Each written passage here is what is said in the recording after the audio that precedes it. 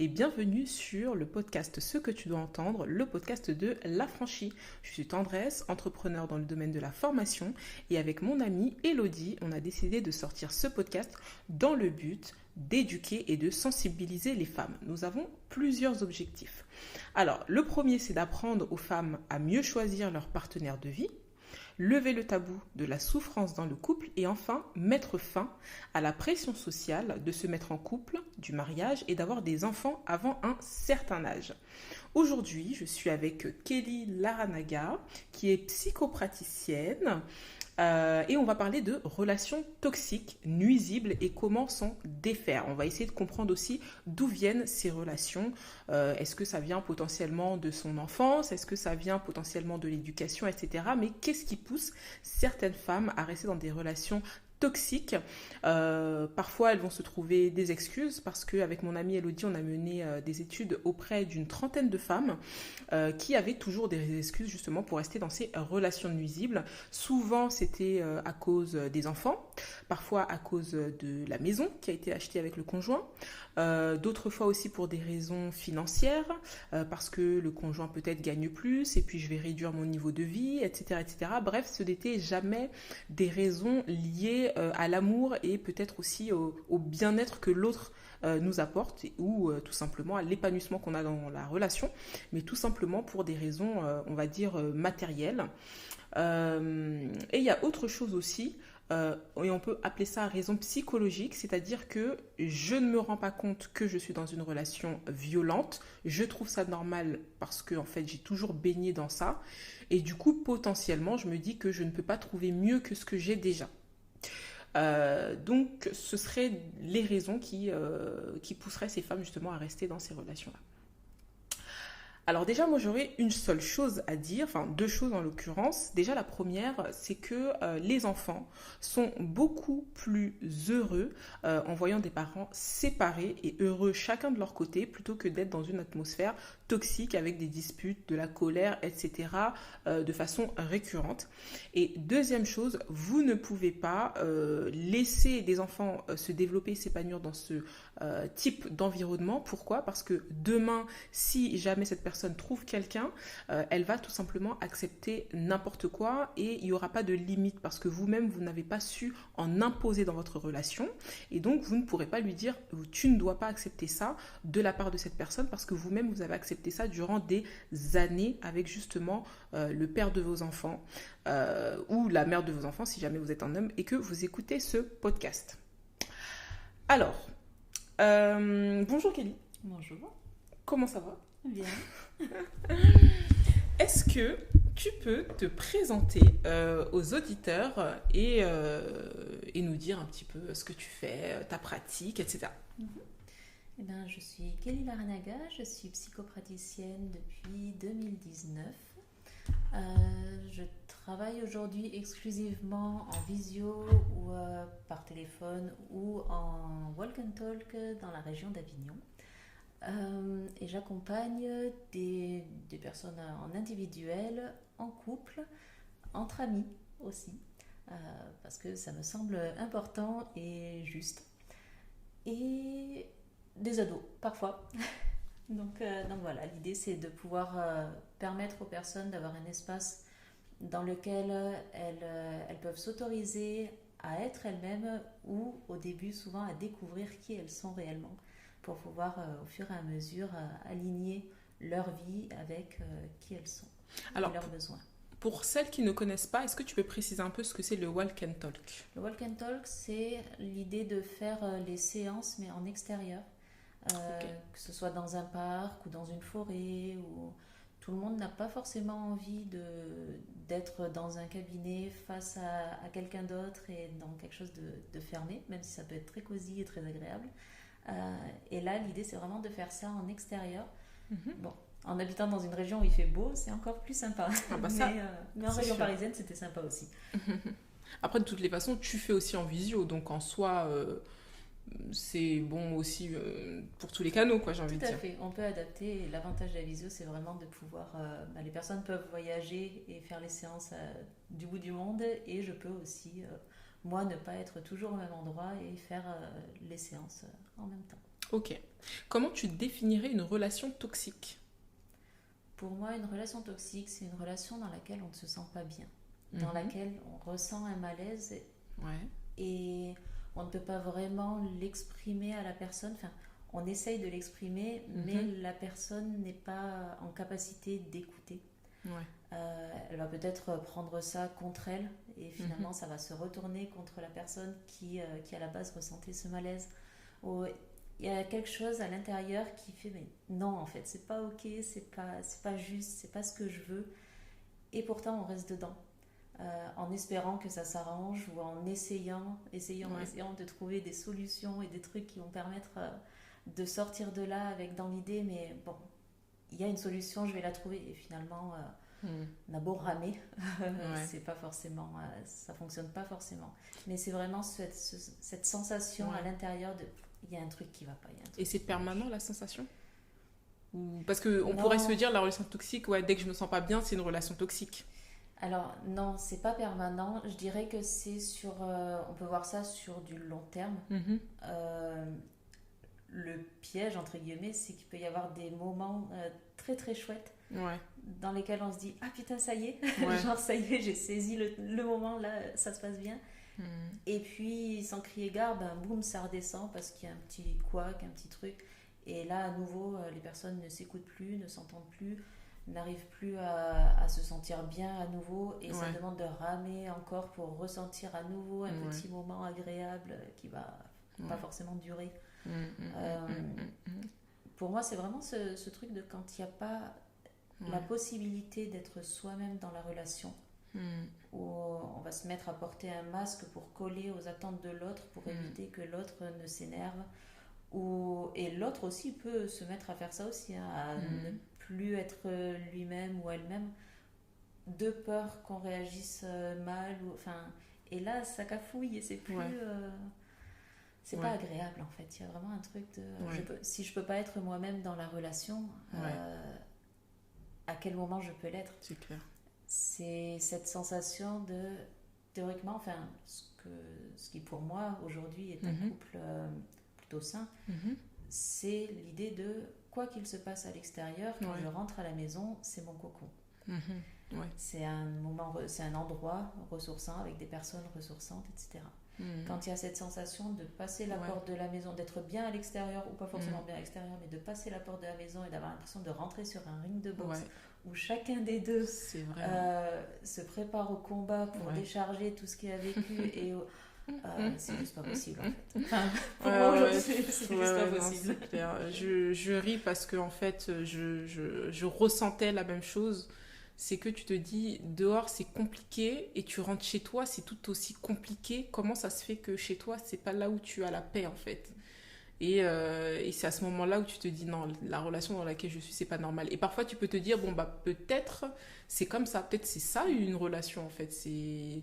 C'est la souffrance, c'est les disputes, et tu peux penser que c'est tout à fait normal, alors qu'en fait, non, c'est une relation qui n'est pas saine. Et c'est bien de poser des mots là-dessus, ouais. Et il y a du coup une relation avec beaucoup de disputes. C'est une relation toxique? Euh, ben ça dépend ce qu'on met derrière dispute. Il y a des personnes qui se chamaillent, qui fonctionnent comme ça, elles se chamaillent et puis mais c'est pas quelque chose qui dure et derrière elles sont en capacité aussi de communiquer, de Mhm. discuter. Ça va dépendre. Par contre, Mhm. des disputes profondes qui font que les gens ne se parlent plus pendant plusieurs heures, plusieurs jours, où la Mhm. punition, c'est le silence, Ouais. où il y a des listes de après tout ce que j'ai fait pour toi et on ressort tout ce qui a été fait pendant des années, Mhm. où et t'as fait ça, ça, ça, ça, ça. Ouais, Là, c'est horrible ça. c'est pas ok. Enfin, le truc de tenir un carnet de compte, Ouais, voilà, c'est, enfin, pour ma part, c'est oui, pas ok. ouais, ouais, ouais. Ok, très bien. Et comment on peut repérer, selon toi, bon, mis à part les disputes et ce que tu viens de dire aussi, la punition par le silence, moi je sais que je l'ai fait parce qu'en fait, il faisait des choses. En fait, je passais mon temps à lui répéter certaines choses. Il n'écoutait pas et il refaisait les mêmes choses qui m'insupportaient. Et donc, du coup, à un moment donné, ça me saoulait tellement que je voulais plus parler avec lui. Mhm. Donc, je fais la gueule et je parle plus. Et du coup, c'est moi qui faisais ça. Mais c'était pas moi quand je le faisais, l'objectif c'était pas manipuler la personne, c'était juste en fait l'agacement et la fatigue en fait. Je veux plus, là il y a plus rien qui rentre, je veux plus parler avec toi. Est-ce que c'est forcément du chantage ça? Est-ce qu'on peut considérer que c'est un peu du chantage émotionnel, que c'est malsain, etc. Je dirais que ça dépend. Alors c'est là où c'est important, c'est de pouvoir contextualiser en fonction des couples aussi. Ouais. Je pense que ça dépend. Quand il y a eu des tentatives de communication multiples et variées, en passant par différents canaux, différents biais, en tentant tel médiateur ou telle chose, etc., et qu'il n'y a rien qui bouge, bon, ben, j'entends qu'à un moment, la personne dise, bon, ben, ok, je garde mon énergie pour moi, là. Ouais. Ça me demande beaucoup trop d'énergie, alors qu'en face, il n'y a pas du tout de possibilité d'ouverture pour s'entendre. Bon, ben, voilà, je garde mon énergie. Ok, et avant d'entrer dans la relation, est-ce que tu penses qu'il y a des signes pour repérer que la relation va devenir toxique? Parce que là, dans la relation, on sait que ce sont les disputes, le côté égo, le côté un peu je te punis, je parle plus avec toi, etc. Est-ce que avant d'y mettre les pieds, je peux repérer des signes? J'ai envie de dire la manière dont la personne parle des autres. Ok.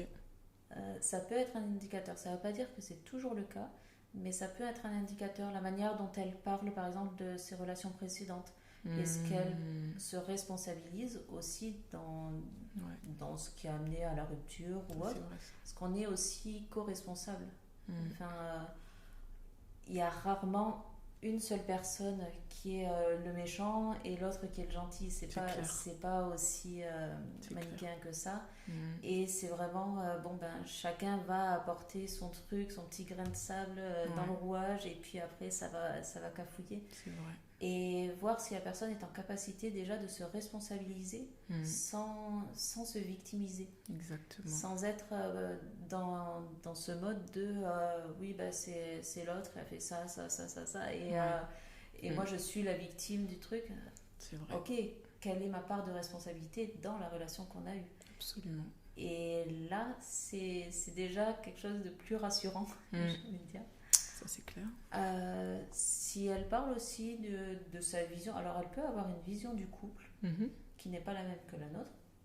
Et ça, c'est complètement ok. En fait, on est tous différents et on n'est pas tous faits pour être ensemble en plus. Donc, c'est ok. Par contre, c'est pouvoir entendre si sa vision du couple résonne avec la mienne. L'idée, c'est pas de se mettre en couple avec pour objectif de ok, je sens que c'est pas forcément ok, mais par contre, avec moi, ça va changer. Ouais, exactement. Ça sert à rien de faire ça.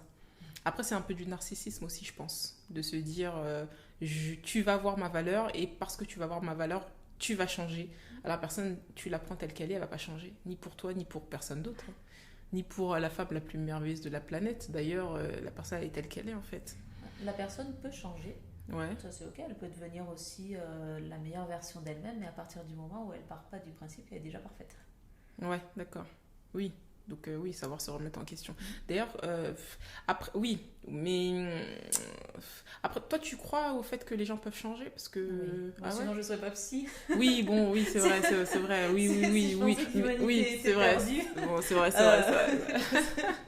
Non, c'est justement parce que je pense vraiment que les personnes peuvent changer. Ça veut pas dire qu'on part d'un point A et qu'elles deviennent complètement différentes. Ça veut juste dire qu'au fur et à mesure, elles peuvent découvrir qui elles sont vraiment, ce dont elles ont besoin pour s'apaiser sur certains points, pour s'autoriser à avancer ou à se mettre en lumière sur d'autres plans, pour prendre confiance en elles et du coup ne plus attendre des autres que ça vienne, attendre que ça vienne des autres, etc. Et à partir de là, au fur et à mesure, elles se sentent de plus en plus alignées, elles ont moins d'attentes envers les autres et elles savent répondre à leurs besoins.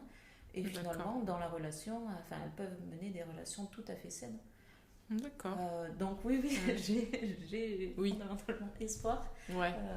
Oui, mais ça doit venir. Ouais, ça doit venir de la personne.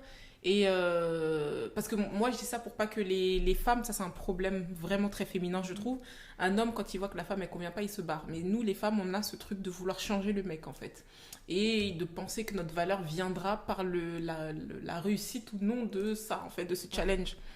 Et en fait, non, en fait. C'est que c'est soit tu acceptes la personne telle qu'elle est, ou soit tu pars si ça te convient vraiment pas. Ouais. Ça, je suis d'accord avec toi, hein. Je te rejoins vraiment dans le sens où, oui, la personne peut changer, mais ça doit venir d'elle.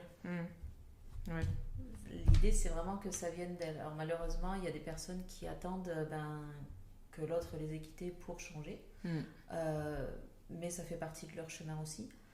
Et là, il peut y avoir, après un choc comme ça, ou quelque chose d'assez traumatisant, parce qu'une rupture peut être traumatisante pour certaines personnes. Ouais. Il peut y avoir vraiment une vraie remise en question, ou alors il y a des personnes qui juste sentent qu'elles peuvent avoir des comportements un peu toxiques avec l'autre et qui du coup vont avoir envie de changer. Ouais. Mais par contre, se mettre avec quelqu'un en voyant que le tableau nous plaît pas et en se disant bon ben moi je vais réussir à le changer, c'est pas un tableau que vous accrochez au mur en vous disant bon ben là il y a un peu trop de bleu, je vais rajouter un peu de rouge et puis c'est pas voilà.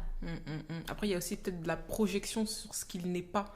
Il y en a, ils acceptent pas de voir que la personne elle est pas ce qu'elles veulent, et puis elles se disent c'est comme si elles je sais pas comment dire ça, mais en fait elles se disent non mais c'est pas grave, et elles projettent en fait ce qu'il n'est pas, donc elles s'inventent en fait quelque chose. Je sais pas si tu vois ce que je veux dire en fait.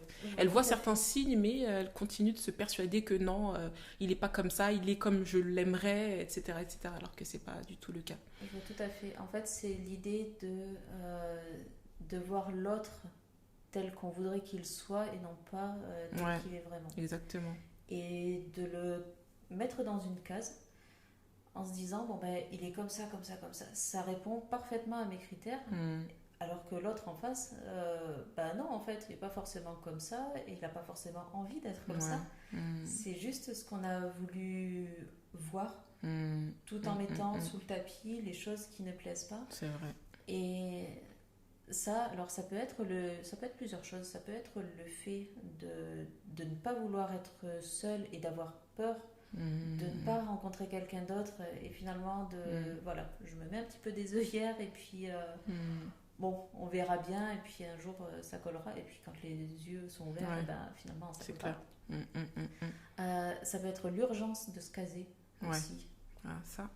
Il y a urgence de se caser et d'avoir des enfants et de se marier, et le regard des autres, et mes copines elles sont mariées, elles ont des enfants, donc moi il faut que je fasse pareil. Et cette urgence peut faire que du coup il y a précipitation, mais c'est comme aller dans un magasin de chaussures et se dire bon, je vais pas en essayer trop, bon je fais du 37, ça c'est du 41, bon on s'en fout, allez ça va le faire, j'étais pressée d'en avoir pour ce soir, donc voilà, je vais prendre celle-là. Et puis finalement, non, c'est pas confortable d'avancer avec. Non, ça c'est clair. Et d'ailleurs, il y a un point que tu as dit, je me suis reconnue quand tu as parlé de la part de responsabilité tout à l'heure. Parce qu'effectivement, quand tu rentres, et en plus ça c'est un élément qu'on avait mis dans le e-book, d'ailleurs téléchargez le e-book, qui s'appelle 100 signes pour savoir si l'homme en face de vous est toxique ou si la relation est saine, c'est que quand il est arrivé dans la relation, il m'a parlé de son ex. En fait, tout le monde avait un problème sauf lui. Tout le monde avait un problème sauf lui. C'était toujours la victime, il n'avait rien à se reprocher, c'est quelqu'un de super, et il me faisait comprendre que en gros j'ai de la chance de l'avoir dans sa vie en fait, et que les mecs dehors ils sont vraiment chauds, c'est vraiment chaud les mecs de dehors, et que là t'as vraiment un mec parfait, gentil et tout. C'était vraiment ça. Et maintenant, parce que j'ai de l'expérience maintenant, donc quand j'en avais pas, moi je trouvais waouh génial, putain, mais c'est tellement vrai et tout, c'est l'homme parfait. En fait, alors je disais pas que c'était la connasse, hein, mais je me disais que mais elle est trop bête d'avoir laissé un mec, une pépite. Ça, je disais ça de ce mec, je disais que c'était une pépite. Et ensuite après bon, tu vois que c'était n'importe quoi. Et avec de l'expérience maintenant, je sais qu'une personne, je te rencontre, tout le monde a un problème sauf toi. Moi, je me casse. Je sais que toi, t'es bizarre. Donc, et après, il y a aussi l'urgence de se caser dont tu as parlé, où je me suis reconnue aussi, puisque moi, j'ai ressenti cette urgence-là. Et en fait, ça, c'est le problème parce que tu te poses pas sur ce qui te rend heureux toi, en fait. Tu as la pression des autres, ce que tu dois faire pour avoir la bonne image aux yeux du monde, etc. Et du coup, tu cours après les accomplissements que le monde t'a donné. C'est comme ça que tu vas être heureux. Et tu t'es jamais posé pour te dire qu'est-ce qui te rend heureux. Et moi, je sais qu'aujourd'hui, bah, c'est pas forcément le fait d'avoir des enfants, même si je les aime, hein, mes enfants, hein, mais c'est pas ça qui me rend heureuse en fait. Et je me suis rendu compte que ce qui me rendait heureuse, c'était juste faire un travail qui me plaît, kiffer et passer aussi quand même du temps avec mes enfants parce que c'est très important pour moi. Mais je veux dire que je l'ai. Enfin, mes enfants, que je l'ai fait il y a je sais pas combien de temps plus tard, c'est pas grave, tu vois. Ce que je veux dire, je les aurais quand même fait parce que de toute façon, c'était important pour moi d'en avoir. Mais c'était pas ça qui me rendait heureuse en fait. Et je me suis pas posé les bonnes questions. Et puis tu rentres dans des trucs, tu te poses pas de questions, tu vas vite. Et après, tu te rends compte que le mec n'a strictement rien à voir avec ce qu'il te vendait au départ. Et bon, moi, dans mon cas, j'ai réussi à me sauver, mais c'est vrai qu'il y a beaucoup de femmes, et c'est pour ça d'ailleurs qu'on aborde le sujet, qui ont du mal à se sauver. Donc, toi, à ton avis, qu'est-ce qui est inacceptable et qui, selon toi, doit pousser une femme à se dire stop, j'arrête. La violence. Mais quelle que Ok. soit la forme de violence. Physique ou Quelle que, psychologique? quelle que soit la forme de violence, même si la violence psychologique, un coup, Ouais. on se rend compte qu'il y a un coup. Mm. Par contre, la violence psychologique, il peut vite y avoir la sensation ou la question de ouais, mais c'est peut-être moi qui hallucine. Ouais, C'est ça, c'est vrai. Finalement, non, c'est peut-être pas. Non, j'ai interprété comme ça, mais en fait, peut-être que machin, etc. Ouais, Et c'est vrai en ça. fait, alors je fonctionne beaucoup au mais est-ce que ça fait oui ou est-ce que ça fait non Mhm. en moi? Mhm. Parce qu'à force, il y a vraiment une sensation en moi où je sens, et là, alors ça ne se voit pas à l'oral, mais tu vois, ce geste que je fais là avec les mains où Ouais, ça s'aligne, c'est vraiment en moi, ouais, je le sens. Il y d'accord. a, il y a un truc qui s'aligne au milieu quand ça fait oui, et Ouais, quand ça fait non, c'est complètement décentré, c'est un ouais. peu. Mhm. Et pouvoir vous poser la question, même sur d'autres choses en fait, dans des. Je sais pas, faire des tests avec des questions. Est-ce que j'ai envie de manger ça ou ça? Est-ce que je Mhm. préfère tel vêtement ou tel vêtement? Et voir en face, à l'intérieur, ressentir est-ce que ça fait oui, est-ce que ça fait non. Pour Mhm. ensuite, dans des situations de couple ou même des relations amicales ou autres, Mhm. toutes les situations qui seront vécues où il y a une question de ouais, je sais pas trop en fait, est-ce que c'est pouvoir ressentir. Ça Ouais, s'aligne, ça fait oui, ça fait non, et là, pouvoir prendre des décisions ouais, finalement parce que en c'est vrai, hein. conséquence. Exactement, je suis d'accord avec toi. Savoir se faire confiance aussi. Exactement. Parce que tu le sens. Mm. Mm. Tu le sens, mais c'est pas évident de se faire confiance quand on n'a ben, pas appris en fait Mhm. à se Mhm. faire confiance. Ouais, ça c'est clair, hein. Mm, mm, mm. Mais c'est vrai qu'on le sent. Quand tu es dans une relation, il y a un truc qui va pas, tu sais que c'est de la merde. Et parfois tu restes, comme tu disais tout à l'heure, parce que tu espères que ça va changer plus tard. Mais tu le sens en fait que c'est pas normal. Parce que moi je sais que parfois, ou peut-être entre copines, hein, ou des gens qui nous envoient des messages sur les réseaux sociaux, qui me disent voilà, il m'a fait ça et tout. Et je trouve ça pas normal. Et en fait, et tu as besoin en fait, de la validation de quelqu'un d'autre pour réaliser que c'est pas normal. Parce que tu te poses la question. Mais à partir du moment où tu te poses la question, c'est qu'il n'y a pas de question en fait. C'est une affirmation. C'est que oui, c'est pas normal. Alors que ça veut même pas forcément dire que la personne est mauvaise. Elle Mhm. peut avoir ce fonctionnement-là, ça veut pas dire qu'elle est mauvaise dans le fond, c'est juste que ça peut ne pas être compatible avec toi. Mhm. En fait, ça pourrait être compatible avec une autre personne qui aurait une autre personnalité, avec qui ça serait, enfin, pour X raisons. Alors, je vais pas prendre les trucs graves ou importants, Mhm. euh, mais des fois, il peut y avoir des couacs, des trucs où on se sent pas ok. Finalement, ça peut être juste des valeurs qui ne sont pas les mêmes et Mhm. voilà, qui sont pas forcément compatibles, mais sans qu'il y ait personne mauvaise dans l'histoire. Mhm. Tu rencontres beaucoup de femmes qui sont dans des relations toxiques et qu'est-ce qui les pousse à venir consulter? Eh ben, une des premières questions, c'est je suis dans une relation, je me sens pas bien, Mhm. mais je sais pas si c'est moi qui. D'accord. Je sais pas si c'est moi qui interprète mal ou qui. Ouais, Voilà. Donc, je sais pas. Je sens qu'il y a un truc qui va pas, d'accord. mais je sais pas. Donc du coup, quand elles viennent te voir, c'est pour avoir ton retour sur la situation ou c'est pour juste vider leur sac? Ça peut être les deux, Mhm. mais l'idée, en fait, je crois qu'à ce moment-là, ce je sais pas, il veut aussi dire je sais plus réellement qui je suis, ce dont j'ai besoin et comment Mhm. savoir si ça me convient ou si ça ne me convient pas. D'accord. Et une des premières étapes, ça va être que la personne puisse se désidentifier du regard de l'autre, l'autre attend ça de moi, donc je réponds à ça, mais sans trop me poser la question finalement, Mhm. est-ce que ça me convient ou pas. Donc vraiment mettre de la distance avec tout ça Mhm. pour se dire, ok, moi, de quoi j'ai besoin, de quoi j'ai envie, qui je suis, et au tout début, souvent il n'y a pas de réponse. Enfin, à Mhm. part je ne sais pas, parce que je ne sais plus qui je suis, ni ce que j'aime, et petit à petit, on va mener à retrouver tout ça, ce qui fait vibrer. Ouais, d'accord. Et est-ce que certaines femmes que tu as rencontrées, ou ça peut être des hommes aussi, hein, ont des répercussions physiques de leurs symptômes et de leur mal-être? Alors ça peut être des migraines, ça Mhm. peut être des douleurs de dos, le fait d'en avoir plein le dos, de porter vraiment un poids Mhm. sur les épaules. Ça peut être des douleurs dans tout le corps Ah ouais, aussi, d'accord. sans trop savoir ce qui se passe, mais Mhm. comme si le corps criait stop là, je peux plus. Mhm. Euh, Ouais, ça peut être toutes sortes de symptômes en fait en fonction de ce que ça génère chez l'autre. ouais.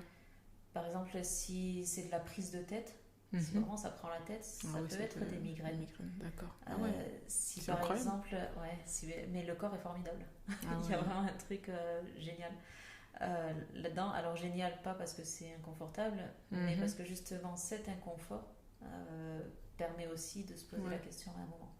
Ah ouais. J'avais lu une fois Wow. une phrase qui disait si tu n'écoutes pas ton inconscient quand il murmure, Mhm. tu devras l'écouter crier. Ah ouais. Et en fait, c'était dans l'inconscient ou ton corps, je sais plus, j'ai un peu perdu le truc.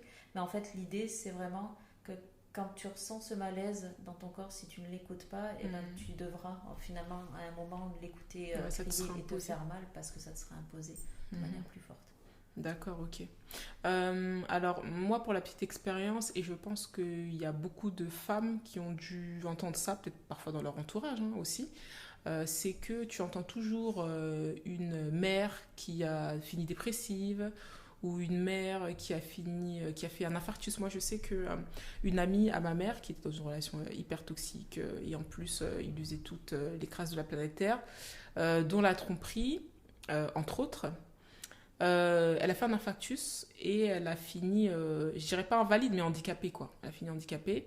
Elle pouvait plus rien faire. Ses enfants ont dû arrêter leurs études assez vite pour s'occuper de leur mère.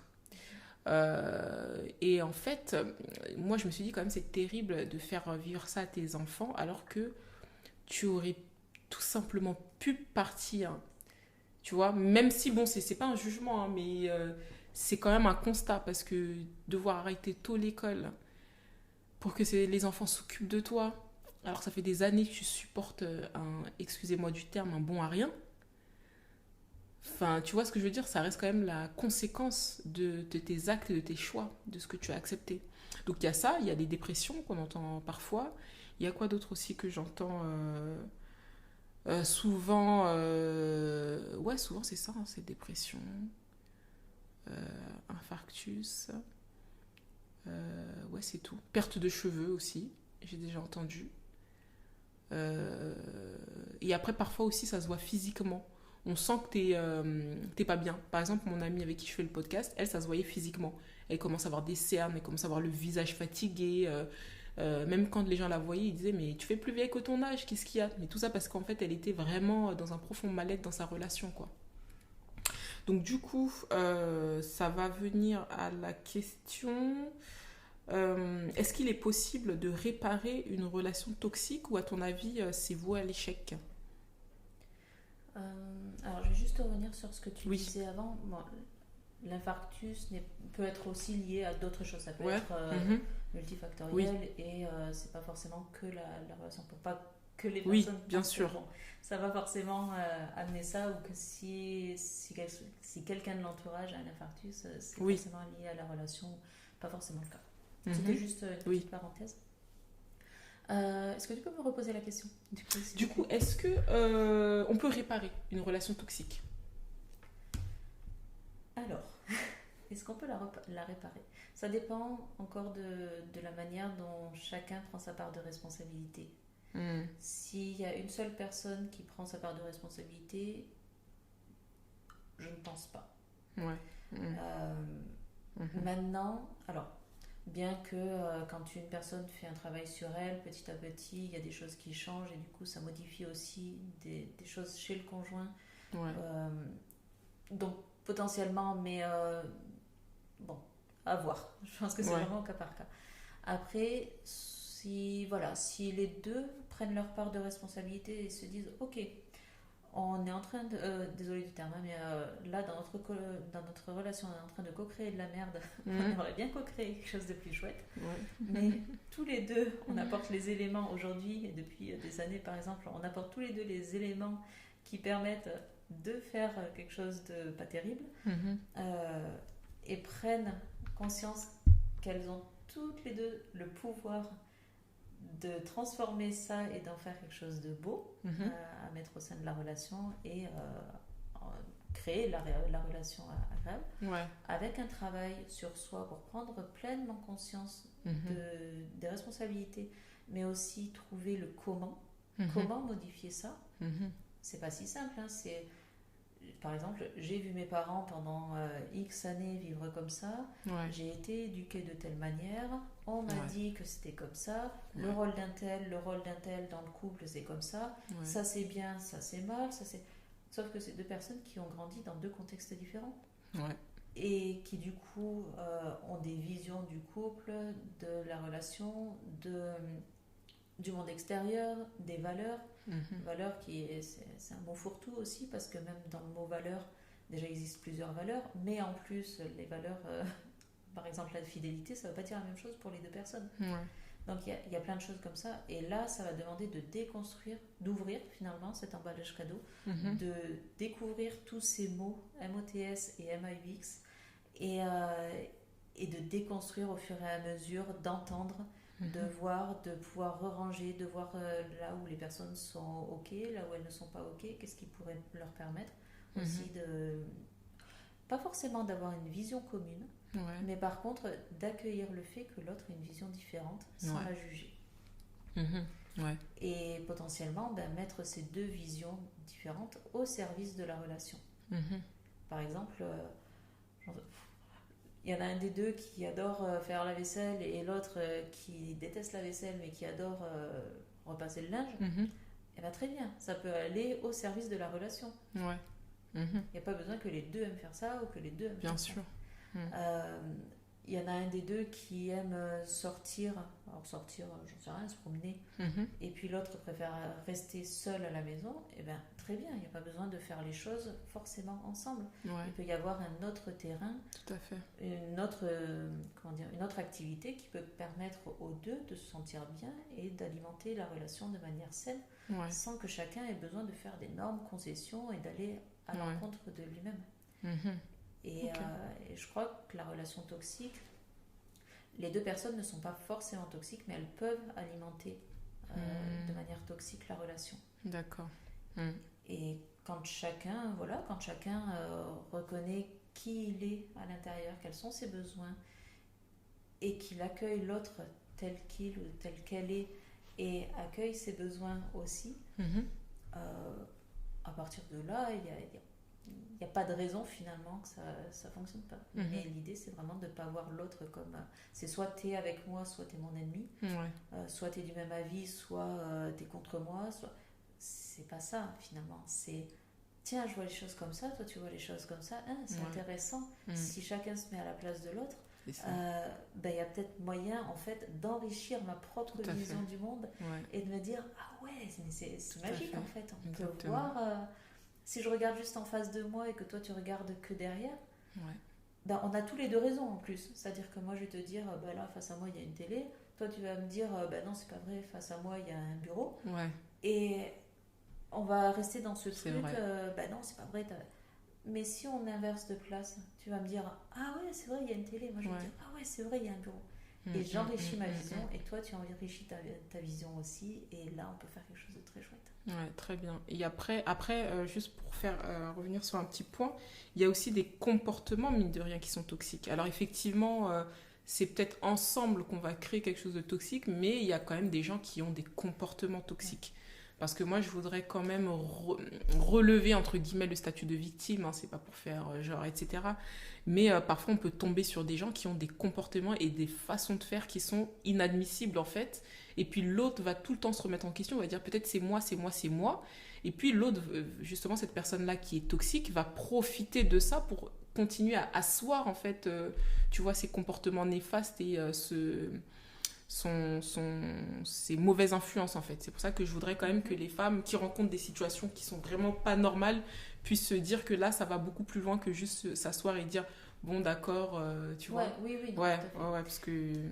Tu penses à quoi là en particulier? Alors bon, moi c'est vrai que je transpose tout ce que tu dis à moi, ce que j'ai vécu, donc c'est pour ça. C'est pour ça que je te demande qu'est-ce qui te vient là comme ça. Mais c'est par exemple, moi j'étais avec une personne qui ne se remettait jamais en question. C'est-à-dire que c'était toujours moi la fautive, c'était toujours moi qui avais un problème, c'était toujours moi qui devais me remettre en question. Donc ça veut dire que, en fait, un truc bête pouvait finir en embrouille incroyable. Un exemple que je vais donner clairement, c'est que j'ai passé tout l'été à m'occuper des enfants et c'est difficile pour moi de travailler et m'occuper en même temps des enfants. Cette personne n'est pas capable de se mettre à ma place et de se rendre compte que bon, ce qu'elle fait, c'est pas facile. Sachant qu'en plus, ça reste quand même, moi, pour ceux qui ont écouté le podcast Les Hommes Princesses, qui du coup fournissait la charge financière dans le foyer.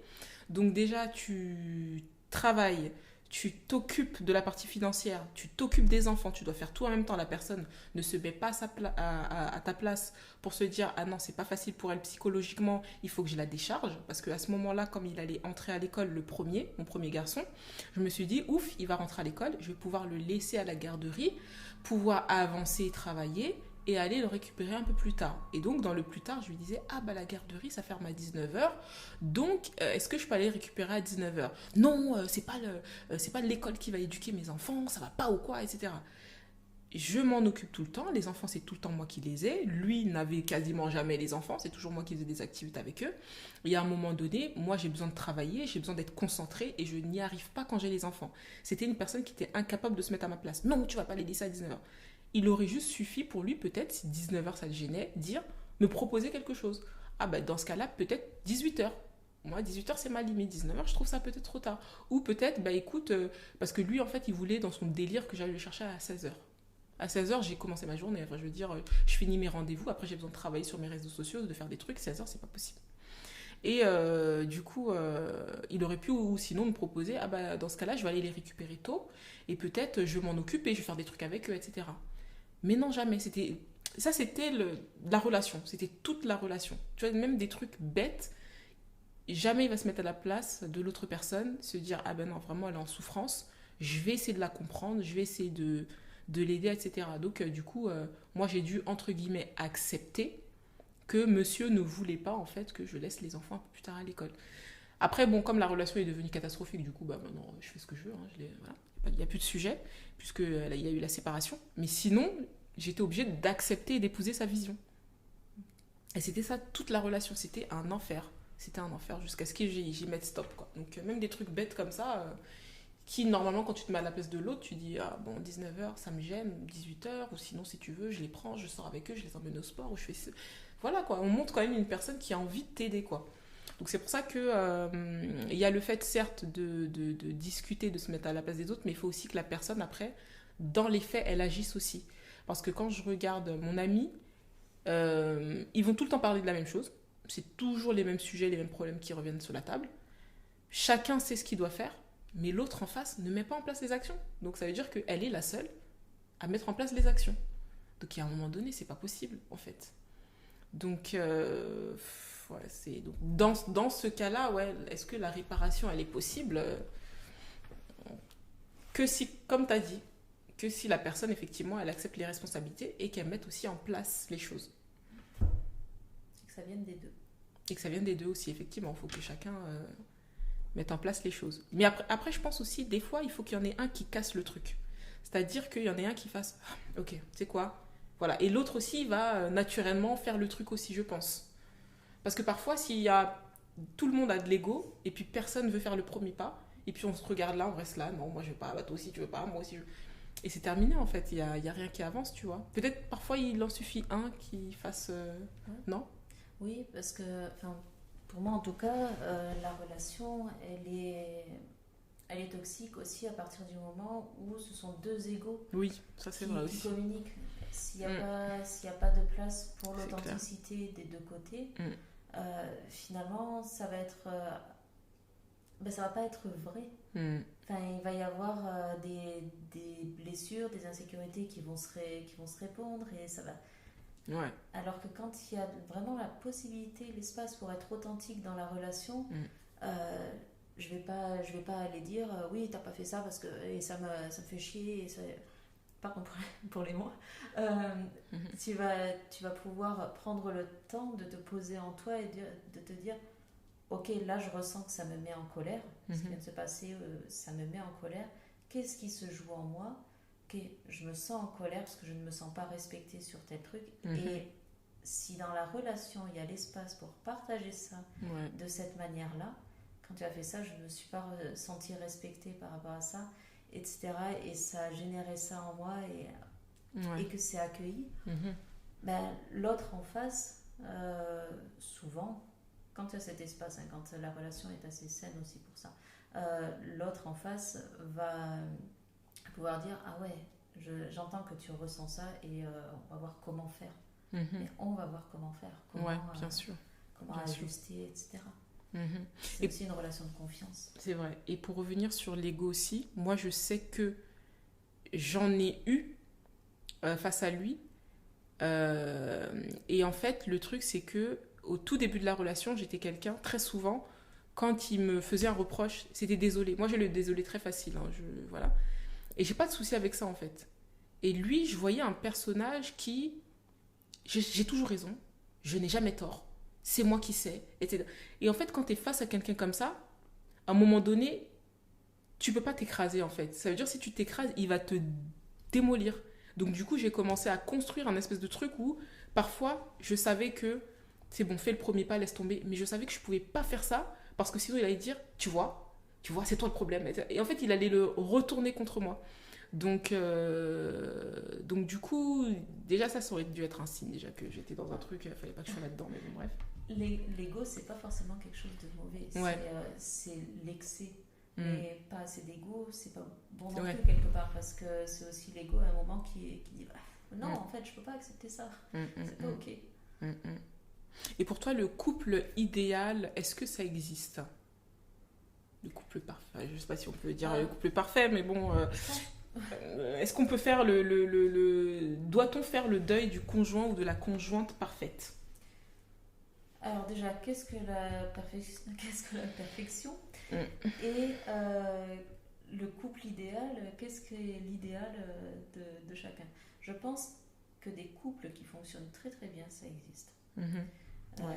Des couples qui ne mettent pas en opposition déjà le fait de soit je suis le célibat, en fait c'est la liberté et le couple c'est la contrainte, mais qui sont en capacité de trouver dans le couple la liberté. Et quand je parle de liberté, je parle même pas de liberté sexuelle ou autre, hein, je parle de liberté d'être soi. À partir du moment où dans le couple il y a la liberté d'être soi et de pouvoir exprimer, encore une fois de manière authentique, je me sens joyeuse, ou je me sens triste, ou je me sens ci, ou je me sens ça, et que ça soit accueilli, que l'autre, mais que ce soit dans les deux sens, qui est vraiment une belle possibilité de communiquer et qui est... Ouais, ça peut clairement fonctionner. C'est marrant hein, parce que, bon, après c'est normal aussi, hein, moi je parle toujours avec le regard de mon expérience évidemment, mais quand tu sors d'une relation comme ça, tu peux vraiment te poser la question. Je sais que j'ai quand même beaucoup de femmes qui nous écrivent, qui sont en mode limite, elles croient plus en l'amour, ça n'existe pas, etc. Les hommes sont tous des bips, etc. Et moi, je leur dis, non, moi, je suis persuadée que les mecs bien existent. C'est pas parce que tu as fait une mauvaise rencontre ou des mauvaises rencontres, qui sont quand même la conséquence des choix que tu as fait, que forcément tous les mecs sont mauvais. Et c'est vrai que à un moment donné, moi, je me suis posé la question si vraiment le couple égale bonheur. Et c'est même une question encore que je me pose aujourd'hui. L'expérience me le dira, mais parfois je me pose la question, je me dis, est-ce que vraiment le couple, effectivement, c'est le bonheur que durant un certain temps. Moi, maintenant, je le vois comme ça. Voilà. En tout cas, j'espère que le... Ouais, alors honnêtement, alors je dis pas que les personnes sont heureuses ensemble H24. Mhm. Par contre, parce que chacun a sa vie propre, parce que, enfin voilà, on est des êtres à part entière qui sont avec d'autres personnes, donc ça demande aussi parfois de réajuster, etc. Mais des personnes, j'ai déjà accompagné des personnes de 70 ans en thérapie individuelle Mhm. qui étaient avec la personne, avec leur compagnon, compagne, depuis leurs 17 ans. Et, Ah oui, d'accord. et étaient profondément bien, Ah ouais. avec des hauts et des bas, à la Mhm. naissance des enfants par exemple, ou à des moments un peu clés comme la retraite, mais où il n'y avait aucun doute pour elle sur l'amour.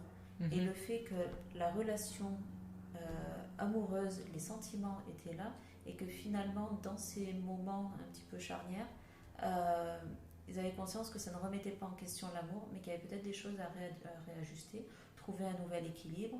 Euh, voilà. Et enfin, j'ai eu des témoignages de relations amoureuses hyper longues et magnifiques. Enfin, au Ouais. point d'en avoir un petit peu les larmes aux yeux Ouais. après en y repensant, en me disant waouh! Ouais. Ouais, c'est marrant. Donc non, je pense que c'est possible, mais toujours avec dans l'idée que ça sera pas toujours. Ça peut être parfait avec ses imperfections en fait. Mhm. Mhm. À partir du moment où on accepte que l'autre est un être humain et qu'on Mhm. est un être humain Mhm. et qu'on pose le regard et l'attention aussi sur ce qui est beau, sur ce qui fonctionne, sans se voiler la face sur ce qui pourrait être amélioré de manière à justement l'améliorer et ajuster. Donc pas mettre des œillères en se disant non, non, non, c'est parfait.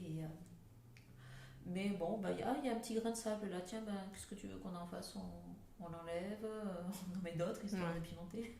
Enfin, Bah après, il y a des couples qui vivent comme ça, hein. il y en Moi, a, j'ai vu ça, ça me choque. Je sais pas comment ils font. Ils se disputent H24, mais ils sont encore ensemble. Ça les convient. Bon, moi, la paix est trop importante pour je moi. partage j'aime vivre en paix et ça c'est je pourrais plus être dans Ah une non, c'est plus relation possible. conflictuelle, Ah quelque non. chose. Non, Mais bon, merci. ça c'est un autre, un autre sujet. Mais donc je pense que des couples qui fonctionnent très bien, ça existe Hmm. et que l'amour existe et que l'idée c'est vraiment de pouvoir être dans une relation cohérente avec qui on est, qui ne nous demande pas Hmm. de porter un masque et d'être différent ou différente. Ouais. Et quand les deux peuvent s'autoriser vraiment à être authentiques avec l'autre Hmm. et que juste un sourire de l'autre permette de se sentir Ouais. apaisé et ressourcé, Ouais. bah, je signe. Ouais, mais de toute façon, la bonne relation, c'est ça, hein, celle où on se sent bien, celle où on se sent en paix, hein. À partir du moment où on n'est pas en paix avec l'autre, c'est pas, tu n'as rien à faire dans cette relation. Pour toi, c'est quoi la dépendance affective et la codépendance? Alors, pour moi, je vais résumer avec, je sais plus sur quel site j'ai lu ça, mais je trouve que ça m'a bien parlé. Euh, donc, voilà, bah, je vais prendre ça, c'est pas de moi. J'ai trouvé que c'était bien écrit. Il y avait écrit, pour résumer, la dépendance affective, c'est avoir besoin de l'autre, car l'autre est responsable de mon bonheur. Donc on est dans une posture de victime. Et la codépendance, c'est avoir besoin que l'autre ait besoin de moi. Et sous-entendu, je suis responsable de son bonheur. Et là, on est plutôt dans une posture de sauveur. Pour ceux qui connaissent le triangle de Karpman, pardon. Et donc voilà, je trouve que c'est bien résumé, qu'il n'y a pas forcément besoin d'aller dans plein de détails. Alors il y a effectivement des symptômes, entre guillemets, ou des choses. Mais vraiment, cette notion de j'ai besoin de l'autre et il est responsable de mon bonheur, finalement, ça met une pression monstre sur l'autre. Et en plus, souvent, c'est jamais assez.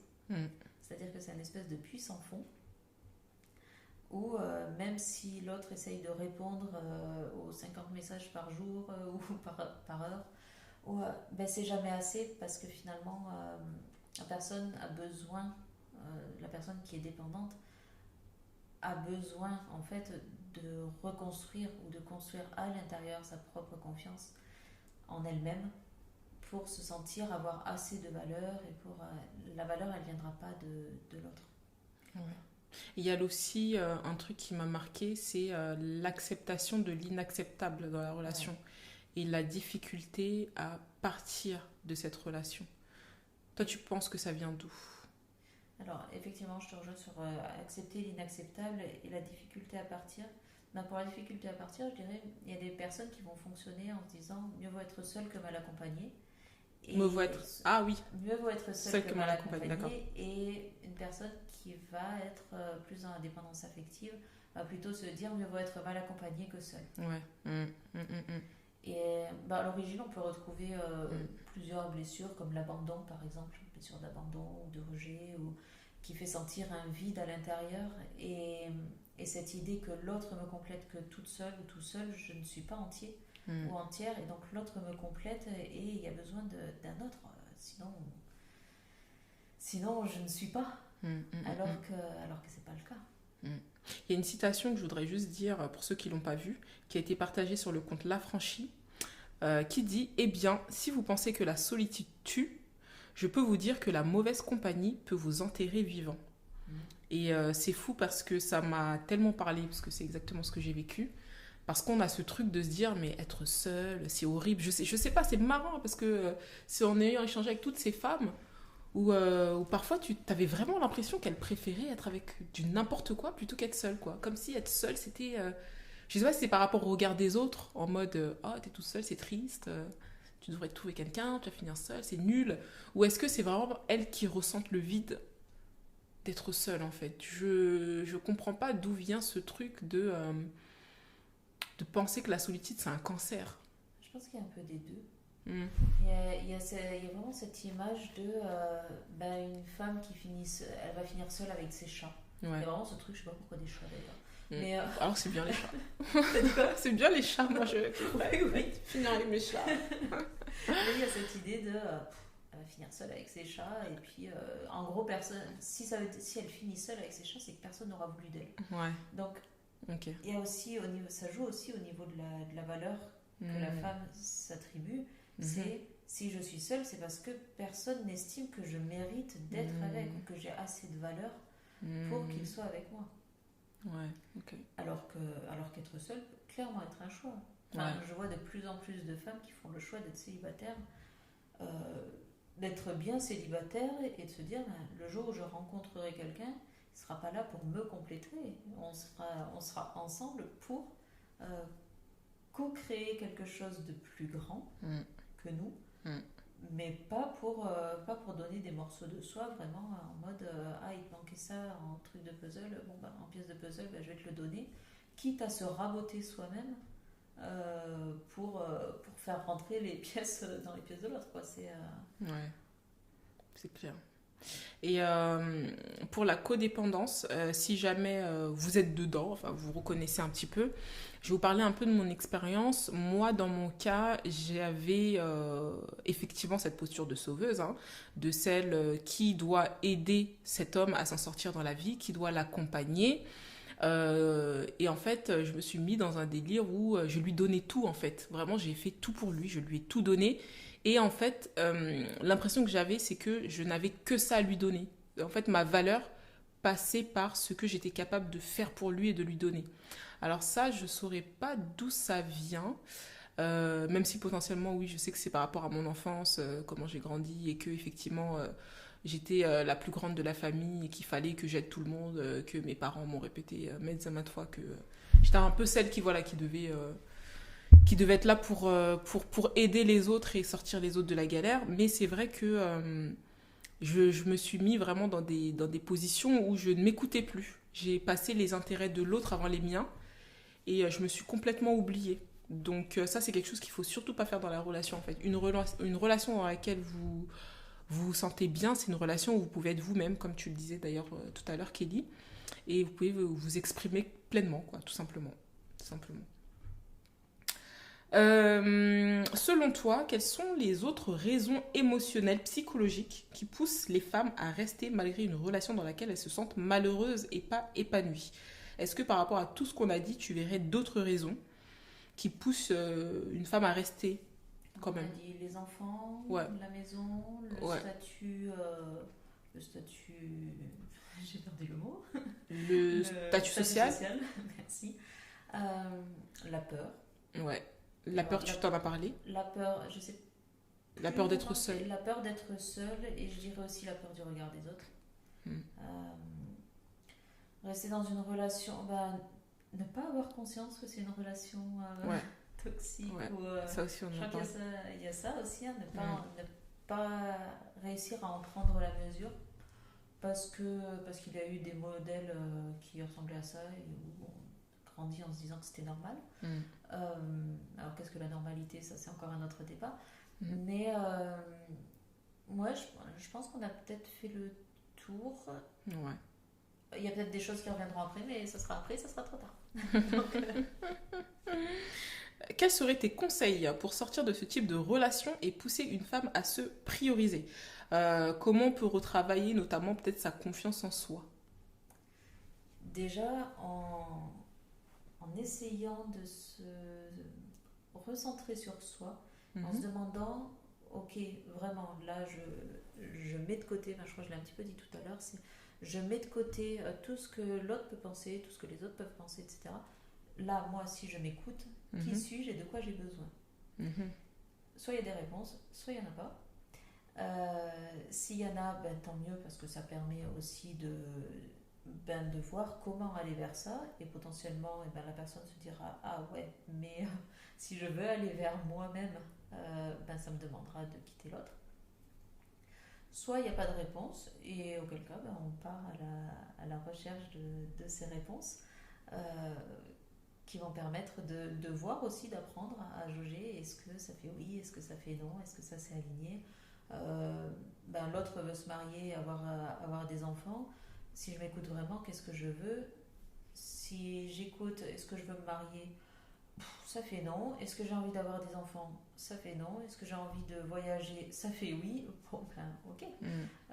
Là, j'ai un petit axe sur lequel je peux commencer à voir. Tiens, je ressens que je peux avoir envie de voyager. Tiens, Ouais. je mets ça dans ma liste. Mhm. Et au fur et à mesure, gagner confiance en soi aussi en se rendant compte que je sais faire des choses.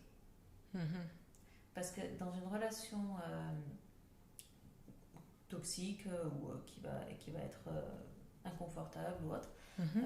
il peut y avoir ce truc de sans l'autre, je ne suis rien.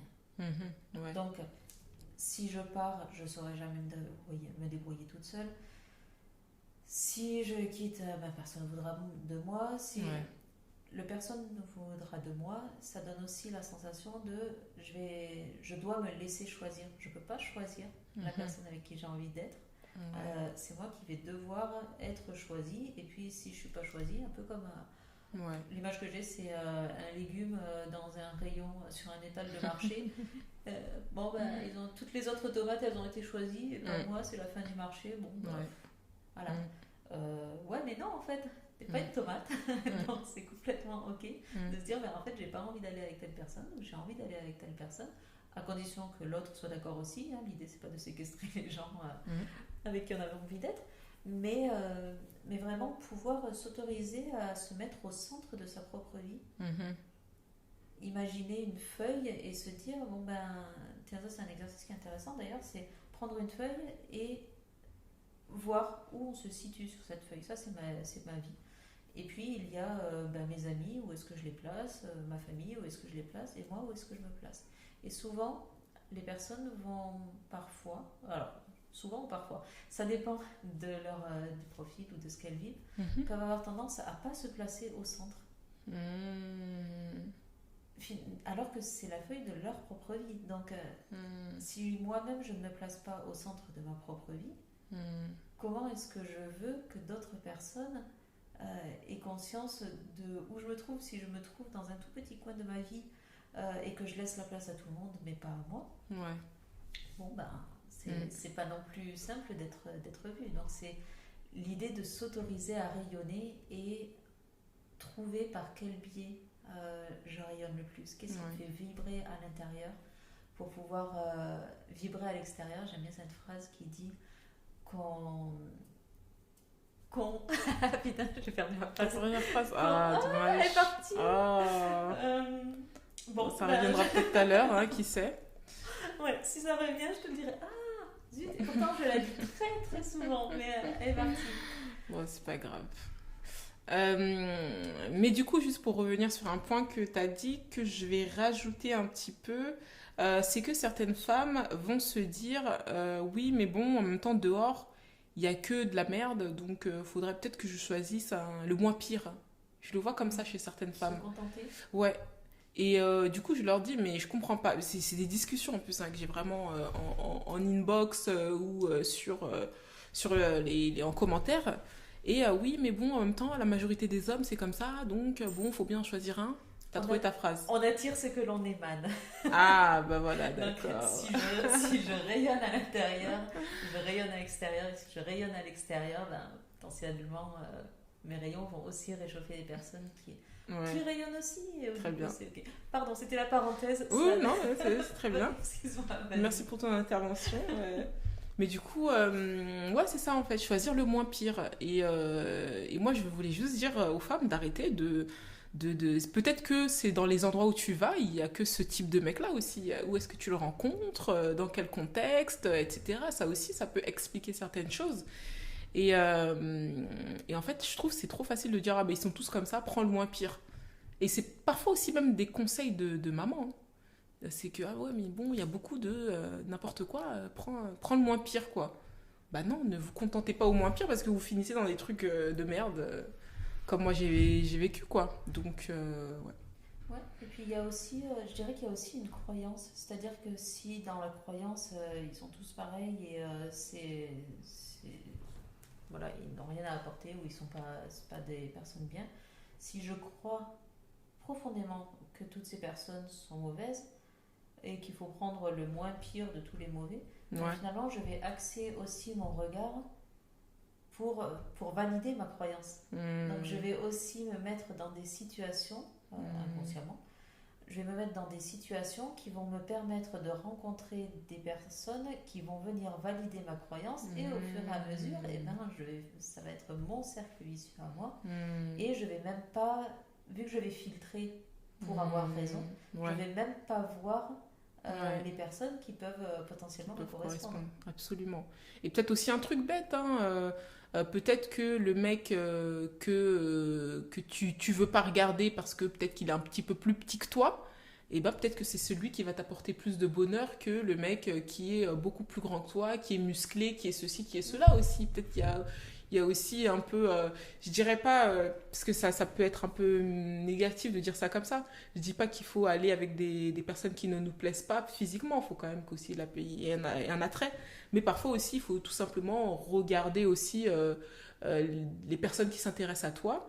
Et puis pas juste te restreindre sur un petit caractère physique qui au final n'est pas non plus si significatif, quoi. Moi, c'est juste dans ce sens-là que je vais dire ça, quoi. Ouais. Bah, je dirais que enfin, je suis quelqu'un de profondément positif. Mhm. J'aime voir, alors, positif et réaliste, hein, c'est-à-dire que je vois aussi quand il y a des trucs qui cafouillent.